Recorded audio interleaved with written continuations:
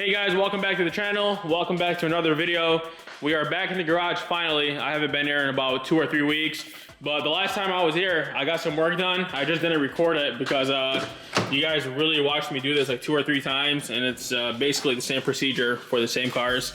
So if you haven't watched those videos and you're planning on doing one of these builds on your own, just go back. You can watch the Gen 2 swap, my red eye swap, or just any of those cars. And if you're doing like a Magnum, you're doing a Challenger, a 300, or a Charger, just follow the same steps. It's the same thing for all 4 of those cars. But as you can see, I did strip the interior the last time I was here. Everything off this car is sitting right over here. I got the seats, all the trims, the carpet, whatever you see in here is sitting in this area. And everything off the Charger, the 392, is sitting over here. I just didn't want to mix everything up and then I have to go scramble everything around. As you can see, I am working in a very small area. I mean, it's better than working in the garage at home. At least I have heat in here, and it's of course a little bit bigger. But I'm gonna work with this. In the meantime, hopefully one day we'll upgrade to a bigger shop, and that way I can have more cars in there. Second, everyone's been asking about the Camaro. It's still in here. I just haven't driven it lately because the weather's been terrible in Michigan. So it's been here for about a week now. And of course, you guys know about my truck. I've been dailing this thing ever since I got it, which is about 3 days. And I freaking love it. It just, I've never had a truck before, so it's a little bit different for me. And especially in the snow we're having now, this thing handles like a beauty. So I just really like driving it. Of course, we're gonna have some more content coming up for the ZL1 once this weather clears up. I really wanna get a dig action with the ZL1 and the Ram. Let me know what you guys think about that. But for now, we're gonna drop the motor. I got my brother over there helping me out. We're gonna drop the motor on the 300, and the motor for the Charger is right over here. Like I said, I cover everything up because my cousin, the one I share the shop with, he does body work in here, and I don't want everything to get screwed up with Bondo and paint. There's a motor over there. Luckily I had 2 cherry pickers, so I don't have to take this one off the legs, because as you can see, the motor is actually sitting on the actual cherry picker and I can move it around. It's gonna be really difficult to try to get it off. So I got another one here, and this is what I'm gonna use to take off the 300 engine. So yeah, let's get started. I have my brother taking off the inner liners. He's gonna take off the rear bumper. And then we gotta take off the taillights and then start taking off the front cradle with the motor and trans. I still have to disconnect the drive shaft, which I have to get under the car for. And I got my little blanket over here, so I don't get my back dirty. Right over here. So yep, I'm gonna set up the tripod. We'll get some work done. The goal for tonight is to take the motor and trans out, have the whole base stripped down, and get it ready for tomorrow, which is Sunday. And I wanna get this car started by tomorrow, so that's the plan. This is the old body harness right over here. And the new one for the Charger is sitting right under this cabin unit in there. So let's go ahead, and I gotta vacuum this out because it's filthy in there. So we'll clean it up, and then I still got the brake pedal, the gas pedal, and the booster, which have to come off, which is just a couple bolts. And that's it. I took off the headliner and all the trim pieces and the A pillar, the B pillar, and the C pillar because the customer wanted to do the suede setup like how I did on my red eye. So I took those off, I sent them over to Pizza Upholstery. Those should be done in a couple weeks. And then hopefully by then we'll have the car ready, up and running. And then we could just put those pieces on and get it ready for the customer. All right, so like always, I'm gonna drop the complete powertrain with the front suspension. I'm not gonna separate them. It's just a lot easier to carry out.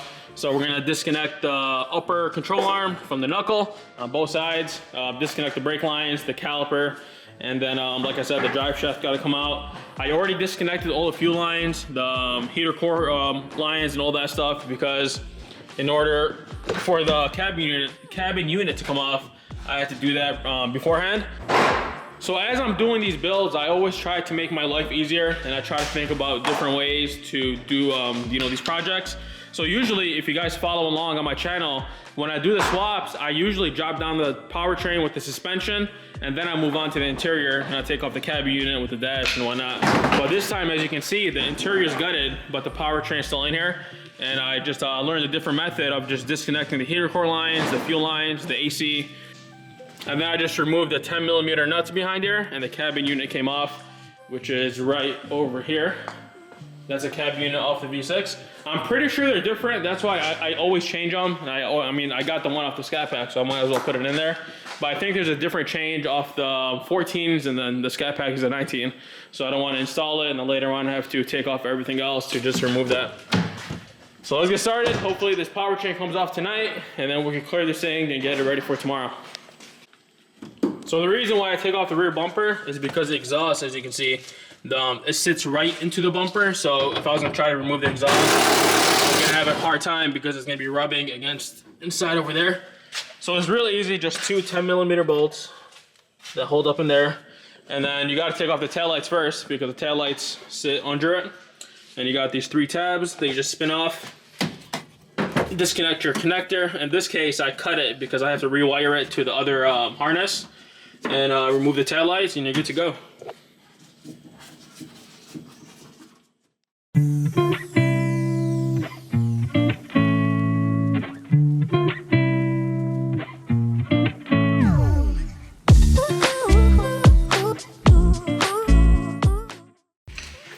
Alright, so we're moving along really good. The exhaust is right over there, out of the way. Taillights, rear bumper, all that sitting right over there. Now I got my seatbelt in position. I got 2, just like I do with the other ones. I wrap it around the exhaust manifold. I tie them together, and I'm gonna hook my hook right over there. So everything is good to go, but we have to disconnect the control arms. 18mm nuts right over there. The steering column's already out of the way. I gotta disconnect the power steering pump, which is right over here. I think I'm gonna drop it down with the cradle, or I could just take off these 15s, I believe, and everything should be good. I gotta take off these 10 mils for the brake hoses, and we should be good to go. The drive shaft is also out of the way. Here are the bolts for that. This is bigger than a T50. On the new ones, it's just a regular T50. This is a lot bigger, but I had the tool for it, which is right over, if I can find it, right over here. All right, so we're good to go. Go ahead and position your jack.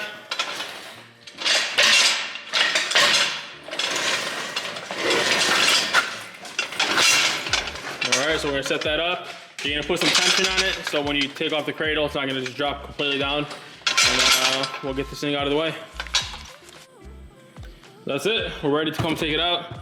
These are the bolts for the cradle. They're really rusted. I'm gonna get some new ones before we install the new one. So we'll go ahead and drop it. I got a floor jack positioned right under the transmission. So it's gonna be levered, so there's some leverage, so it's not gonna be tilting. So go ahead and start dropping it slowly. And then we'll put it on the legs, we'll pull it out, and then reposition the hook right under these ABS lines. Go ahead, slowly. Yep, yep, yep. Good, good, good. All right, 1 second, let me lower this.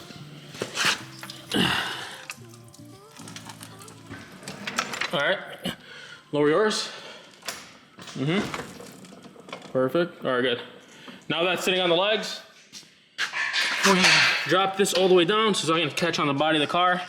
And then we'll pull out the cherry picker and then reposition it once it passes these lines.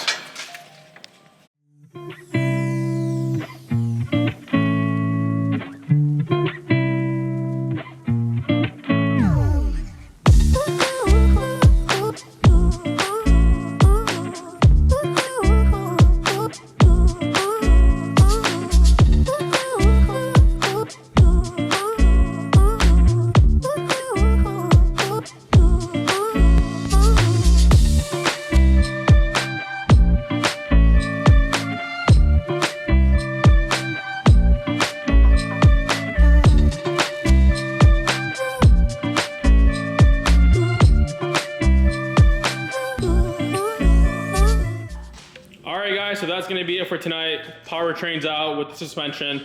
The ABS unit with the ABS lines, everything's out. We got these lines will come out as one piece. I'll do this tomorrow.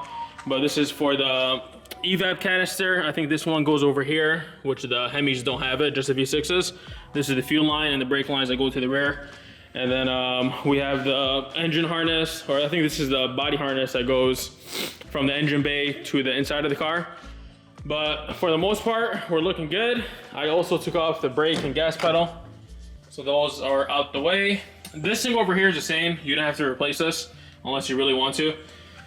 But that's gonna be it. Tomorrow, we're gonna try to get an early start, get the rear suspension down, drop the gas tank, and then try to, hopefully by tomorrow, I really wanna start the car. We're gonna get the motor in, get all the cabin unit in, and then once that's done, everything else is just gonna be easy, and then just bolt right on. So that's gonna be it for today, guys. I'll see you back on the next video.